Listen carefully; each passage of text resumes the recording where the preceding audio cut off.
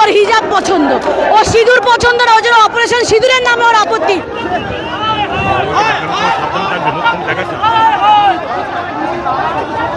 ছুরির কথা বলবো না, আমি শুধু অভয়ের নিয়ে বলবো না, আমি বলবো 2012 সালে পার্ক স্ট্রিটের যে মেয়েটি ধর্ষিতা হয়েছিলেন তিনি মারা গেলেন, সে পর্যন্ত বিচার পায়নি।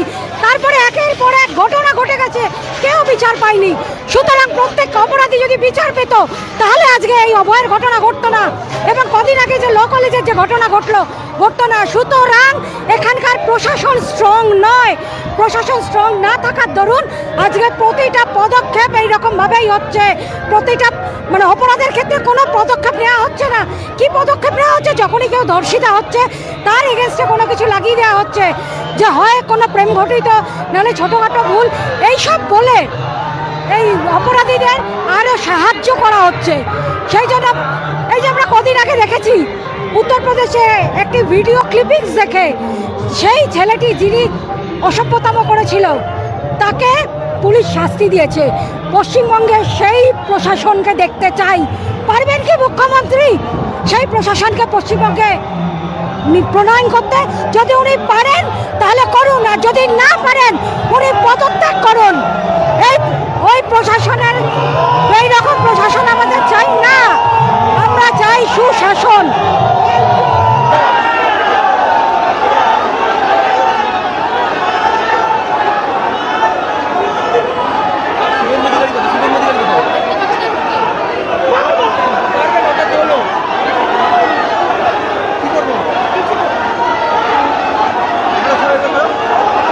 অসুস্থ, কপালে লেগেছে, হাতে লেগেছে, শাখা পলা ভেঙেছে, ছিঁড়েছে, সাধুদের ধুতি খুলেছে। এর থেকে লজ্জাজনক হয় না? আরে আমাদের পিঠ শক্ত হয়ে গেছে, কত মারবে মারুক, কিন্তু কাকিমার ওপর লাঠিচার্জ করলো। এটা মায়ের, বাংলার মেয়ে ও না, ও বাংলার ডাইনি বুড়ি, ও ডাইনি বুড়ি, কিন্তু আজকে বাংলার মায়ের ওপর লাঠিচার্জ হচ্ছে। বাংলার মা রক্তাক্ত হলো, বাংলার মায়ের শাখাপলা ভাঙলো।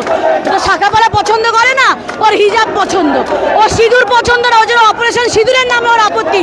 ওটা যদি অপারেশন হিজাব হতো তো ডাইনি বুড়ি অনেক খুশি হতো। তো আজকে যখন কাকিমার ওপর ন্যাক্কারজনকভাবে লাঠিচার্জ হয়েছে, তার মানে আজকে বাংলার মায়েরা রক্তাক্ত হয়েছে। তো বাংলার মেয়েরা আমরাও আছি, মায়ের এই রক্তের বদলা, বোনের বদলা সব নিয়ে তবে রাজপথ ছাড়িনি। ভেবেছিল মেলা খেলা সব ভুলিয়ে দেবে, কেউ কিচ্ছু বলেনি, আমরা কেউ কিচ্ছু বলিনি। প্রত্যেকটা ইঞ্চিতে বদলা হবে, ইঞ্চিতে।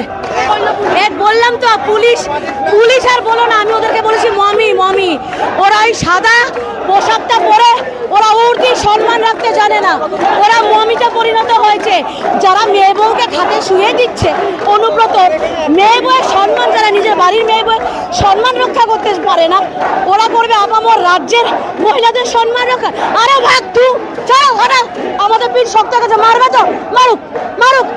আমরা শ্মশানের রেজিস্টারে খাতায় নাম লিখে এসেছি, তারপরে করুন।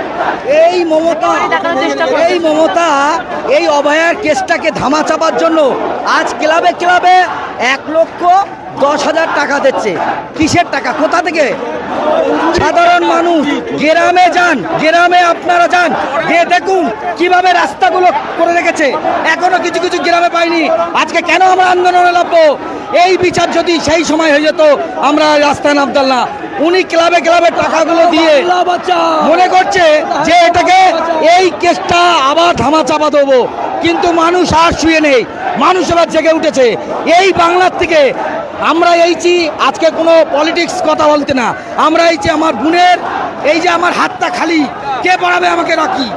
এই ডাক্তার বোন আমাকে রাখি পড়াতো, কোথায় গেল সেই আমার দিদি? আমাদের কথা হচ্ছে আমার বোনের জাস্টিসটা চাই, আর না তো নির্লজ্জ মুখ্যমন্ত্রী বলবো না, আর উনি হচ্ছে ডাইনি মুখ্যমন্ত্রী। ওই জন্য বলছি ওনাকে পদত্যাগ দিতে হবে, ওনাকে পদত্যাগ দিতে হবে। পুলিশ এখন ব্যারিকেডের ওখানে আমরা গেছি, এই যে প্রমাণ হিংসা দিয়েছে, সেই হচ্ছে অবস্থা। আমরা শান্তিপূর্ণ বিক্ষোভ করছি। আজকে যিনি আজকে আজিকরের একটা আমাদের বোন দিদি, তার উপর যে শ্লীলতাহানি, যে নরকে অত্যাচার করা হয়েছে, সুরক্ষা কোথায়? ল কলেজ থেকে শুরু করে যেখানে আমাদের বোনরা পড়তে যাচ্ছে সেখানেই তারা আজকে ধর্ষিত হচ্ছে। বাংলায় চলছে কি? আমাদের 1টি বছর হয়ে গেল আমরা বিচার পাইনি। সেই বিচারের দাবিতে আমরা আজকে নবান্ন ঘেরাও করেছি। আজকে যিনি শান্তিপূর্ণ আমাদের যে হাইকোর্ট রায় দিচ্ছে শান্তিপূর্ণ মিছিল, সেখানে পুলিশ আমাদের নির্লজ্জর মতো অত্যাচার করছে। যে পুলিশ পশ্চিমবাংলায় ডিএ পায় না, সেই পুলিশের ডিএর জন্য আমরা লড়াই করি। আজকে পুলিশেরা বোঝা উচিত, সেই পুলিশের বোঝা উচিত তার ঘরে একটা কন্যা আছে।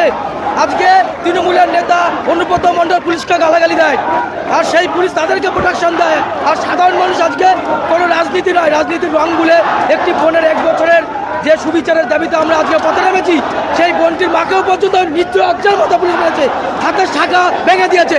এই পশ্চিমবাংলার পুলিশ যে চটিচাটা পুলিশ, যে দলধারণে পরিণত হয়েছে। আমরা বলবো যে এই মাননীয় মুখ্যমন্ত্রী আর বলার মতো ভাষা আমাদের রাখছেন না, অবিলম্বে তিনি পদত্যাগ করুন, নাহলে আমাদের আন্দোলন দীর্ঘক্ষণ চলবে। আমাদের শুভেন্দু দাও আছে, দেখছেন আপনারা, শুভেন্দু দাও অবস্থান বিক্ষোভ করছে। আমাদের ওপর পুলিশ যেভাবে বিনা দোষে লাঠিচার্জ করেছে, আমাদের শান্তিপূর্ণ মিছিল আমরা চালিয়ে যাচ্ছি। অসংখ্য আমাদের বন্ধুরা আছে, মায়েরা আছে, আমাদের লড়াই চলবে।